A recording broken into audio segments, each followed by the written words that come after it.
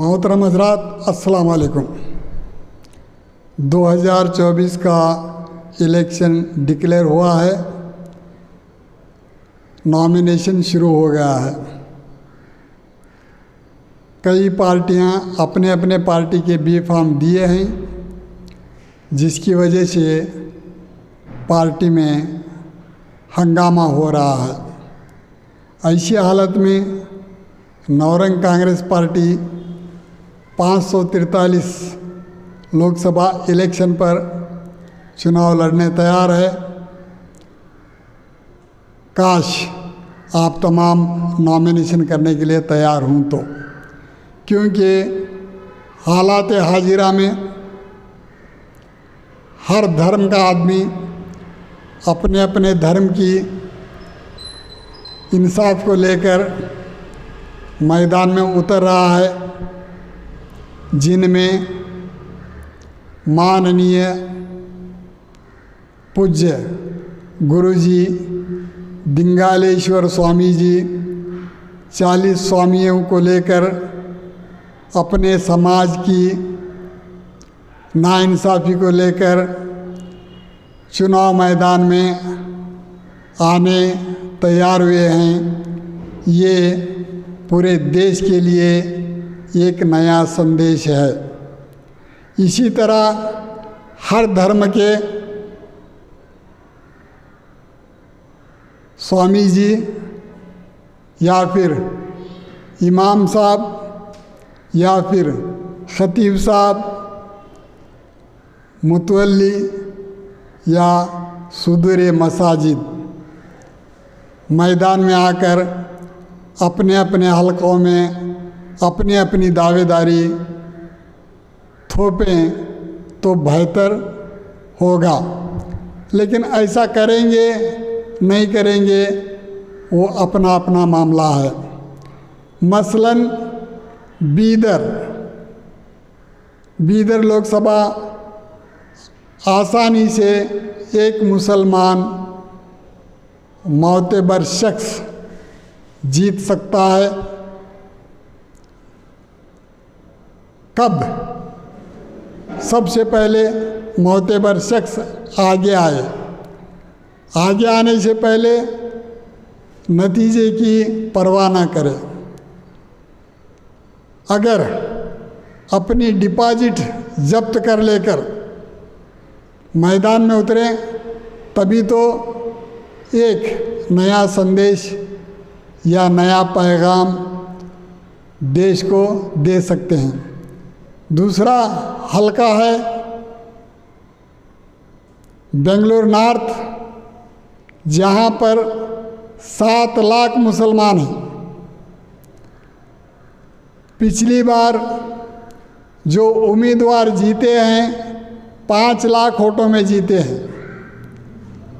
अगर 7 लाख मुसलमान एक तरफा वोटिंग करके अपने मुसलमान भाई को जिता सकते थे, अब ऐसा नहीं किए तो वो उनका मामला है। यहाँ कौन किसी का रहबर ना है ना था, अब आगे होगा या नहीं पता नहीं। बहुत सारे लोग अपने आप को रहबर कौम मानते हैं, लेकिन जब कौम का मामला आता है, सामने वाला मनमानी धज्जियाँ उड़ाता है, तो उसका जवाब दिए बगैर खामोश रहते हैं। चंद हजरात, जहाँ तक मुझे इल्म है, ज़मीर अहमद साहब बल्लारी तक गए, मुंह तोड़ जवाब दिया। दूसरी बात, इस्माइल टामटगर साहब मुंह तोड़कर जवाब दिए। ऐसे चंद लोग हैं जो मुंह तोड़कर जवाब दे रहे हैं, उनका साथ देने के लिए कोई आगे नहीं बढ़ रहा।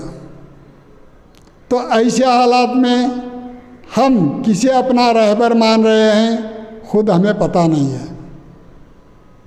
अब आगे मानेंगे या नहीं ये भी पता नहीं है, और पता लगाने के लिए किस तरह समझौता करना वो भी पता नहीं है।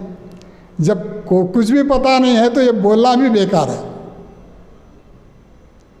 ऐसी हालत में फिर भी लोकसभा का जो चुनाव है तुम्हारे वास्ते हमारे वास्ते ये एक मौका, सबसे बड़ा एक हथियार है जिसकी वजह से आने वाले 5 साल तक हम अमन और सुकून से जीने का माहौल बनाना है। अब रही बात नॉमिनेशन की डेट, ख़त्म नहीं हुई। इसके पहले अपनी अपनी पार्टियों में मोतबर शख्स को टिकट मिला है नहीं मिला है जांचना ये हमारी जिम्मेदारी है। अगर मिला है तो खामोश रहो, अगर नहीं मिला तो मोतबर शख्स को, अपने रहबर को टिकट दिलाओ।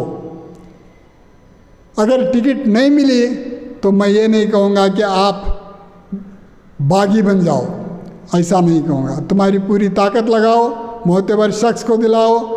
अगर मोतबर शख्स नहीं मिला, मोतबर शख्स को नहीं दिए टिकट, अपनी मनमानी पार्टी की, तो इस बार पार्टी को एक मनमानी करने का मौका दे दो ताकि आपका वोट तकसीम न हो जाए। हम यहाँ तक जिद में आते हैं, जब मुझे टिकट नहीं मिला तो सामने वाले को भी जीतने नहीं दूंगा, भले ही मेरा दुश्मन जीते मैं अपने को जीतने नहीं दूंगा। ऐसा दावा चंद लोग करते हैं, वो उनका मामला है, उन्हें मैं उससे बाज आने भी नहीं कहूँगा और उस पर अटल रहने भी नहीं कहूँगा, क्योंकि हम किसी को नसीहत करने के उतने बड़े ओहदे पर नहीं और उतनी हमें ज़रूरत भी नहीं है, क्योंकि जो गलती करेगा उसका सिला उसी को मिलेगा। सामने माननीय प्रधानमंत्री नरेंद्र मोदी जी 405 जीतने का दावा किए हैं। उस दावे से हमें कोई ऐतराज़ नहीं है। अगर किसी को ऐतराज़ है तो रोकने का तरीका, आप अपने वोटों को तकसीम ना होने दें तो जीत पाएंगे। पार्टियां ज़मीनी नेता को टिकट दें तो जीत पाएंगे। अपने ही घर के बच्चे को, जिसे अपना नाम बोलने नहीं आता, उसे टिकट देंगे तो तुम्हारे जो अगल बगल के, तुम्हारे बराबरी के जो, यानी तुम्हारे बराबर नहीं तो तुम्हारे बाद के जो नेता हैं वो पूरे नाराज़ हो जाएंगे। तुम्हारे बच्चे को जिताने के बजाय सामने वाले को जिताएंगे, फिर एक बार पछताएंगे। ऐसा नहीं करेंगे, ये उम्मीद रखते हुए मैं जगह लेता हूँ।